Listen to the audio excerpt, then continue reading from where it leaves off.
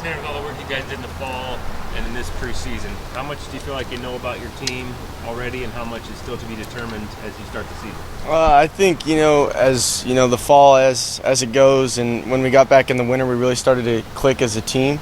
And that only grows when you get into season, when you get into travel trips, and you start really growing as a team when you get those long days and those long games. I think we're pretty close already, but there's more to come. Sense of the team identity, what strengths of this group are? Yeah, I think this everybody right now before we start the year is really starting to realize that the talent this year is arguably better than it was last year. We all realize how good of a team we can be and the full potential for each player. So I think finding our identity and click into that, I think we're really going to take off as a team this year.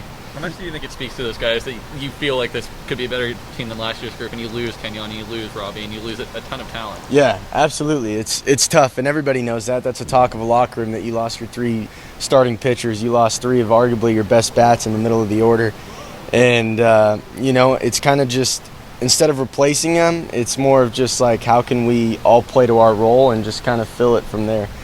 And a lot of young guys have stepped up. A lot of old guys have developed even more, and we're excited to see where it goes. When you say it's a talk of the locker room, was there ever any doubt in the locker room? Was there always confidence, or do you feel like there were points along the offseason where confidence built up because certain guys developed, what have you? I would say just, in the fall, it was kind of like something you realized, you missed the presence of, 6 big names like that in the locker room. You can tell it's obviously a little different, but this coaching staff's done an unbelievable job of just putting us together, putting us in great learning environments and letting people grow and, kind of find their roles.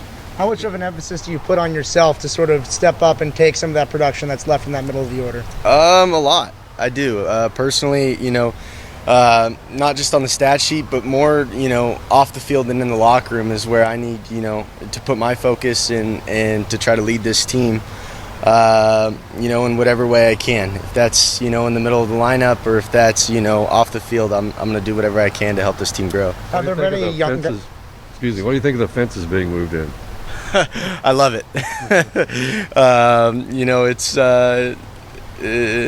It's exciting, for lack of better words, but, we're all, I know the hitters are very juiced about it. What about the pitchers? We'll see how that goes. Yeah. What about as an outfielder? Have you had to learn to play? Yeah, it's definitely a little different. Going back on balls, that wall creeps up on you a little quicker than it usually does. You get 5, 6, 10 steps, a little less than what you usually do on going back on balls. So we've done a great job. Waz's done a great job with the outfielders, and putting us kind of in a learning environment to get used to that.